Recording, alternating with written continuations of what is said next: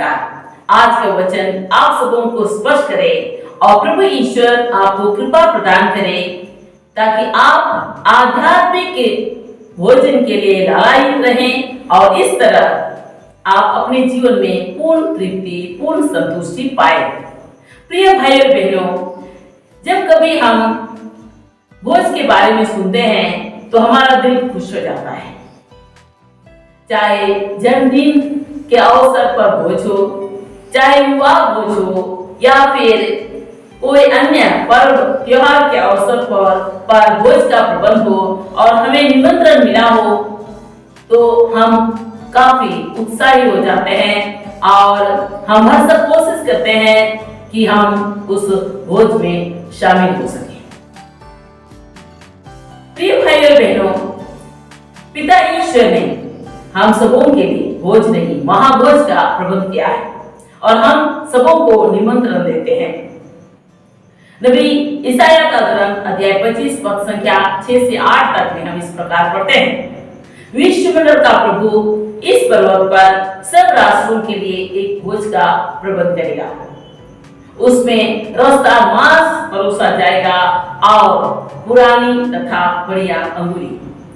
वह इस पर्वत पर से सब लोगों तथा सब राष्ट्रों के लिए कपट और शोक का वस्त्र हटा देगा। वह सदा के लिए मृत्यु समाप्त कर देगा। प्रभु ईश्वर सबों के मुख से आंसू पोंछ डालेगा। वह समस्त पृथ्वी पर से अपनी प्रजा का कलंक दूर कर देगा। प्रिय भाइयों बहनों, हम इन वचनों पर मनन करें। इस पर्वत पर रसदार मांस और बढ़िया अंगूरी परोसा जाएगा।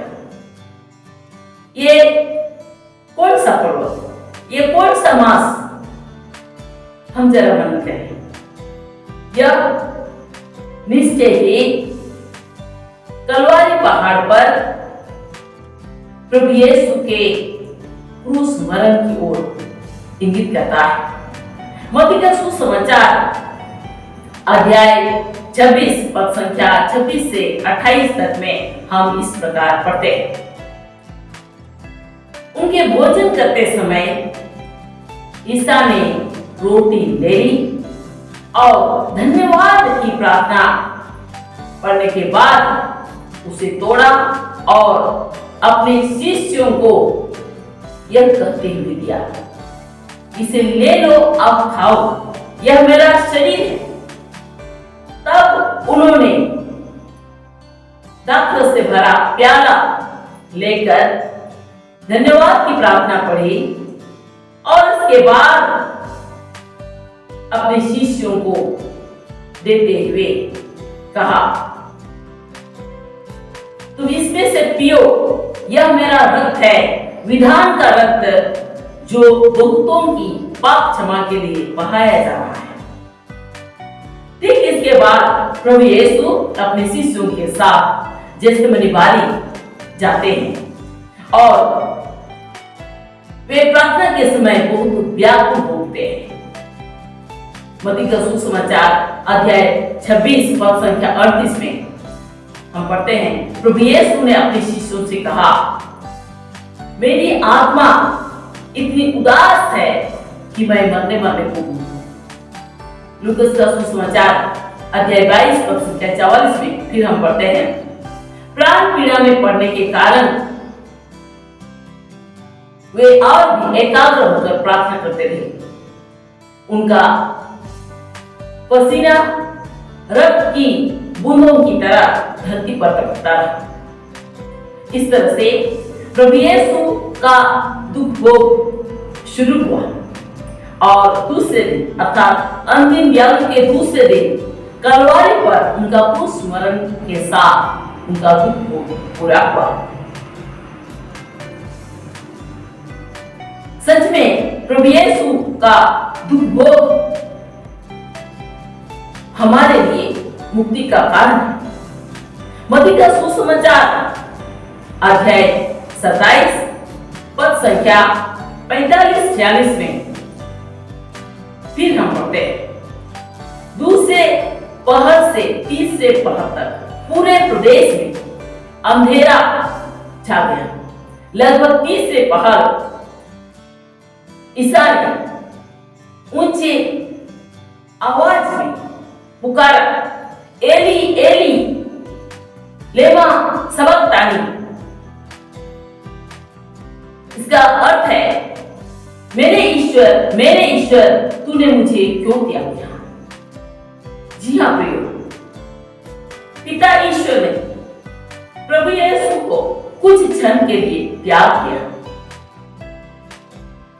उसे क्रूस पर तड़पते हुए भी छोड़ दिया और उसे तड़पते तड़पते क्रूस पर मरने दे दिया हमारे लिए, हमें मुक्ति देने के लिए। हमारे पापों के कारण हमको दंड मिलने वाला था, लेकिन हमें बचाने के लिए हमारा दंड को यीशु ने उठाया और प्रभु यीशु क्रूस पर बलि बन गए। पिता ईश्वर ने उसे उसके लिए छोड़ दिया ताकि हमें मुक्ति मिले, हमें छुटकारा मिले, हमें चंगाई मिले। प्रभु यीशु का दुख भोग और उनका क्रूस बनन अचानक की घटना नहीं है। नबी यशायाह का ग्रंथ अध्याय 53 में हम प्रभु यीशु के दुख भोग और उनका क्रूस मरण के बारे में नबी यशायाह की भविष्यवाणी के बारे में पढ़ते हैं। उसमें कहा गया है, वह हमारे ही रोगों को अपने ऊपर लेता था और हमारे ही दुखों से लदा हुआ था और हम उसे दंडित, ईश्वर का मारा हुआ और तिरस्कृत समझते थे। हमारे पापों के कारण वह छेदित किया गया और हमारे कर्मों के कारण वह कुचल दिया गया है। जो दंड वह भोगता था उसके द्वारा हमें शांति मिली है और उसके घाव द्वारा हम भले चंगे हो गए हैं। हम सब अपना अपना रास्ता पकड़कर भेड़ों की तरह भटक रहे थे, उसी पर प्रभु ने हम सबों के पापों का भार डाला। वह अपने पर किया गया अत्याचार धैर्य के साथ सहता गया और चुप रहा। वध के लिए ले जाए जाने वाले मेंढे की तरह और खून कतरने वाले के सामने भेड़ की तरह वह अपना मुख नहीं खोला। उसे बंदीगिरी और अदालत में गए, कोई उसकी परवाह नहीं करता था। वह जीवितों के बीच में से उठा लिया गया और वह अपने लोगों के पापों के लिए मारा गया है। उसने बहुतों के अपराध अपने ऊपर लेते हुए और पापियों के लिए प्रार्थना करते हुए उसने अपने को बलि चढ़ा दिया।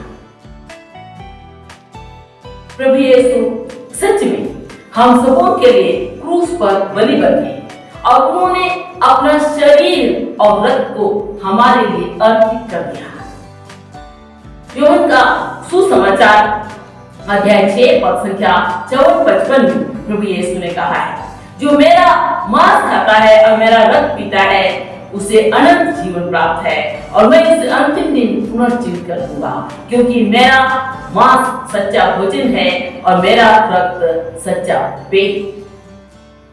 प्रिय भाई और बहनों, सच में पिता ईश्वर द्वारा प्रबंध किया गया भोज कलवारी पहाड़ पर प्रभु यीशु का क्रूस बलिदान है।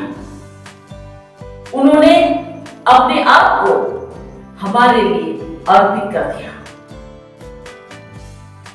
इसलिए यूहन्ना का सुसमाचार अध्याय 3 पद संख्या 16 में प्रभु यीशु ने कहा है, ईश्वर ने संसार को इतना प्यार किया कि उसने उसके लिए अपने एकलौते पुत्र को अर्पित कर दिया, जिससे जो उसमें विश्वास करता है उसका सर्वनाश ना हो बल्कि अनंत जीवन प्राप्त है। सचमुच में जब हम प्रभु यीशु पर विश्वास करते हैं और उनके क्रूस मरण के रहस्य में हम विश्वास करते हैं तो हमें जीवन मिलता है। बीमारी, गरीबी या अन्य समस्याओं में हमारा विनाश नहीं होगा बल्कि प्रभु यीशु से हमें भरपूर जीवन मिलेगा। प्रभु यीशु हम सबों को जीवन देने आए। वही प्रभु यीशु हम सबों के जीवन में आना चाहते हैं, हम सबों को नव जीवन देना चाहते हैं और इसलिए प्रभु यीशु हम सबों को निमंत्रण देते हैं ताकि हम उनके पास आए। पिता ईश्वर द्वारा दिया गया भोज अर्थात प्रभु यीशु का बलि भोज हमारे लिए लाभकारी है। यह भोज सांसारिक भोज जैसा नहीं। सांसारिक भोज के बाद हमारा शरीर कभी कभी बीमार हो जाता है और इसके कारण हमारा मन भी दुखी हो जाता है, लेकिन कलवारी पहाड़ का जो बलि भोज है वो हमारे लिए प्रतिदिन हमेशा बलिदान में दोहराया जाता है और यह बलिदान यह भोज प्रतिदिन ताजा है, हमारे लिए अत्यंत लाभकारी है। जब हम उसे विश्वास के साथ ग्रहण करेंगे तो हम प्रभु को गहराई से अनुभव करेंगे और इसलिए हम इस आध्यात्मिक भोजन के लिए लालायित रहें। मत्ती का सुसमाचार अध्याय 22 पद संख्या 1 से 10 तक में प्रभु यीशु हम लोगों को एक दृष्टांत सुनाते हैं। स्वर्ग का राज्य उस राजा के सदृश है जिसने अपने पुत्र के विवाह में भोज दिया और अपने अतिथियों को निमंत्रित किया। लेकिन जब राजा ने अपने सेवकों को अतिथियों को बुलाने के लिए भेजा तो अतिथि उसमें आना नहीं चाहते थे। अतिथियों ने इसकी परवाह नहीं की। कोई अपना खेत देखने चला गया तो कोई अपना व्यापार देखने चला गया और इसलिए राजा बहुत दुखी हो गया। तब राजा ने अपने सेवकों से कहा, विवाह भोज तो तैयार है लेकिन अतिथि इसके लिए योग्य नहीं ठहरे, इसलिए चौराहों पर जाकर जो भी मिले उसे बुलाकर लाओ। और सच में ऐसे बुलाया गया। प्रिय भाई और बहनों, कभी कभी हमारा जीवन ऐसे हो जाता है, हम आध्यात्मिक बातों में हमको रुचि नहीं लगता है, हम आनंदित नहीं होते हैं। चाहे हिंसा बलिदान हो, चाहे कोई प्रार्थना सम्मेलन हो, हम उसमें रुचि नहीं लेते हैं, हमको उसमें कोई आनंद नहीं लगता है, हमको उसमें कोई खुशी नहीं है। उसके बदले में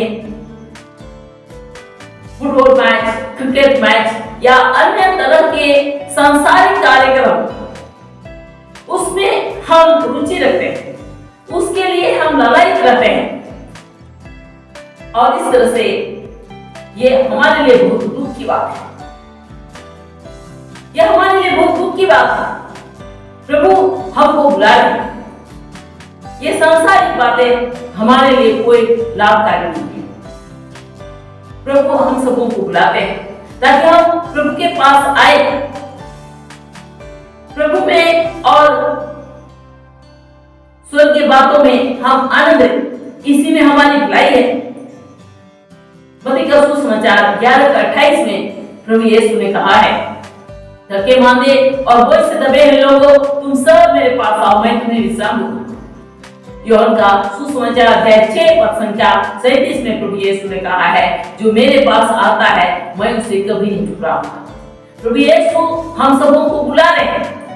प्रभु यीशु के पास आने से या न आने से प्रभु को कोई लाभ या हानि नहीं है। प्रभु के पास आने से हमको ही लाभ ही लाभ है और प्रभु के पास नहीं आने से हमको ही नुकसान है। यूहन्ना का सुसमाचार अध्याय 15 पद संख्या 5 में प्रभु यीशु ने कहा है, मैं सच्ची दाख लाता हूँ, तुम डालियां, जो मुझ में रहता है और मैं जिसमें रहता हूँ वही बहुत फलता है, क्योंकि मुझसे अलग रहकर तुम कुछ भी नहीं कर सकते।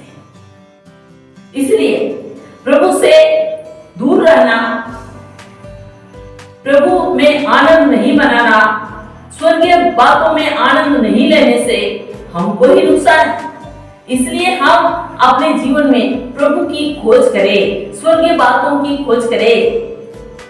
मत्ती का सुसमाचार अध्याय 6 पद संख्या 33 में प्रभु यीशु ने कहा है, तुम सबसे पहले ईश्वर के राज्य और उसकी धार्मिकता की खोज करो और बाकी सब चीजें तुम्हें यूं ही मिल जाएंगी। यदि हम अपने दैनिक जीवन में प्रभु को और उनकी धार्मिकता को प्रथम स्थान देंगे तो प्रभु हमारी हर आवश्यकताओं की पूर्ति करेंगे।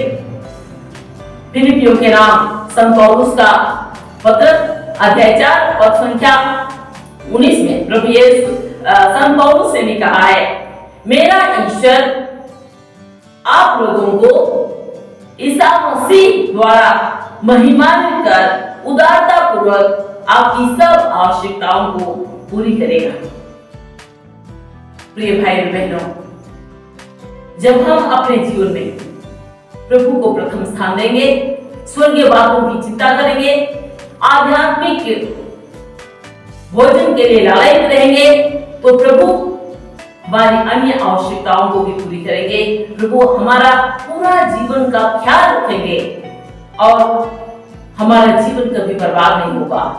हम इसी तरह नहीं भटकेंगे और हमारा नुकसान नहीं होगा, बल्कि प्रभु से हम भरपूर आशीष पाएंगे। इसलिए आइए हम इसके लिए प्रार्थना करें ताकि हम स्वर्गीय बातों में आनंद ले सके और इस तरह से हमारा जीवन आनंदमय हो जाए, स्वर्गीय आनंद से भर जाए। इसके लिए हम प्रभु से कृपा मांगे। हे अब्बा पिता, हम अपने आप को तुझ में समर्पित करते हैं। हम सबको पर दयालु पिता, हम सबों को कृपा दे ताकि हम आध्यात्मिक बातों में मन लगाए, आध्यात्मिक बातों में रुचि रखे, आध्यात्मिक बातों में तुझ में हम आनंद बना सके और इस तरह से हमारा जीवन स्वर्गीय आनंद से भर जाए और इस तरह हम अपने दैनिक जीवन में तेरी उपस्थिति को अनुभव करें और हम सदा तुझसे जुड़े रहे और इस तरह से हमारा पूरा जीवन सफल हो जाए। अब पिता, ये प्रार्थना हम तुझे चढ़ाते हैं, हमारे प्रभु यीशु क्रिस्त के द्वारा, आमीन।